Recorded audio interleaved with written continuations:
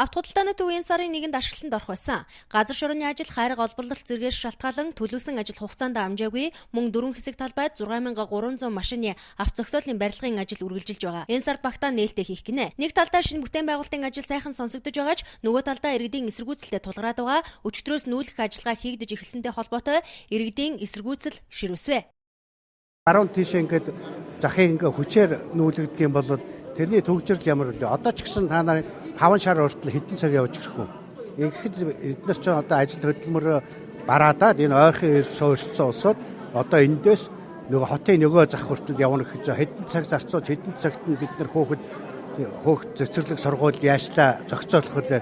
Энэ бол ерөөсөө ард түмнийг туйлданд доройтуулах гэсэн атгах үзэл санаа л гэж бодож байна. Ер нь дааврын зах дээр зогсоод ер нь 5-6 жил болж байгаа.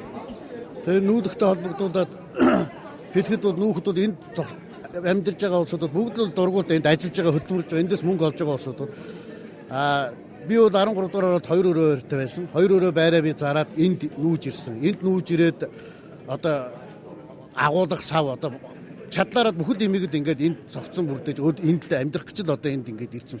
Тэгээ одоо ийшээ нүүнэхэд бол бас л хэцүү л байна шүү дээ. Одоо тэр ингээд барьсан агуулгах сав одоо ингээд эд хөрөнгө ингээд ямар ч ингээд үр бүтээлгүүд болж хувирж штэ. Надтай мөн адилхан энд бол зөндөө л одоо сэлбэг зарж байгаа усуд яг адилхан байгаа.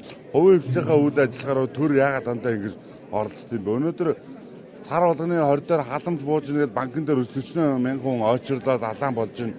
Бид нар нүүдээхэд бидний тал хувь нь их хувь зээлтэй байдаг. Тэр улсууд бүгд тэр халамж авдаг хэсэг рүү шилжээд орж штэ. Зээлээ төлж чадахгүй болно. Тэгэхээр энэ нэгэнтээ ингээд бүтээн босгосон бүтээн байгуулалтыг ингээд үнгүүдүүлж тэнд байгаа өмхийн үнэрсэн өвөлдөө цасан хунгар тавцсан асфальтын талбараа бүгдээ нүүлгэх гэдэг байгаа бол бид нэр эсэргүүцэж байна. Авто цогцлбарын эхний ээлж ашиглалтанд орсон боловч одоогоор үйл ажиллагаа эхлэегүй байна. Учир нь авто худалдаа эрхлэгчид дассан газраас холдохыг хүсэхгүй байгаа юм а. Байрнаасаа хөдөлсөн чулуу 3 жилдээ байраа олдоггүй гэдэг. Тэгвэл тогтворсон бизнесийг хөдөлгчгөөрөө дахин энэ хэмжээндээ хүрэх гэж хэдэн жилийг алдах болно. Дээрээс нь нүүе гэхэд маш их зардал гарна гэдгийг иргэд хэлж байлаа. 6000 гаруй түрээслэгчдийн эрх ашиг хохирч байна гэсэн юм. Дааврынтай холбоотой энэ ер нь автомашины худалдаатай холбоотой ер нь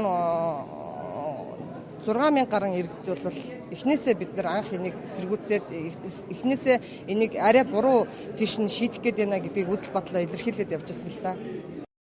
Мөн иргэдийн зүгээс төрийн өндөрлгүүдэд хандан шаардах бичиг удаа дараалан хүргүүлсэн. Харин Монгол Ардын намын бүлгийн зүгээс иргэдийн уулзалтанд оролцохоо мэдэгдэж дараах тайлбарыг иргэдэд өгсөн юм а.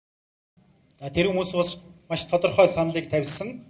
Тэр хүмүүсийн санал дотор ч гэсэн бас та бүхэн бидний яриаг ингээд нэг сонсох биш. Яг газар дээр нь л тэр худалдаа үйлчилгээний төвүүд дээр очиод тэр лангуу түрээсэлдэг улсууд, бизнес хийж байгаа улсууд, худалдан авагчид тэдний саналыг хамгийн гол нь сонсооч, тэдний саналыг нэлээд сайн сонсооч.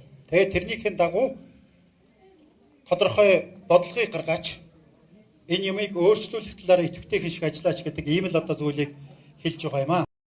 Авто худалдааны төвийг хотын баруун зах руу шилжүүлснээр төвлөрлийг сааруулах, ингэснээр замын ачааллыг бууруулна гэж үздсэн. Мөн автомашины худалдааг хяналттай болгож, энд ажиллаж байгаа хүмүүсийг сайн дурын нийгмийн даатгалд хамруулна, хоолны газар, банк, даатгал гэд энэ бүх үйлчлэгийг төвлөрүүлнэ гэсэн боловч иргэдэд шинэлэг бус амьдралтанд садаа болж байгааг хэлж байлаа.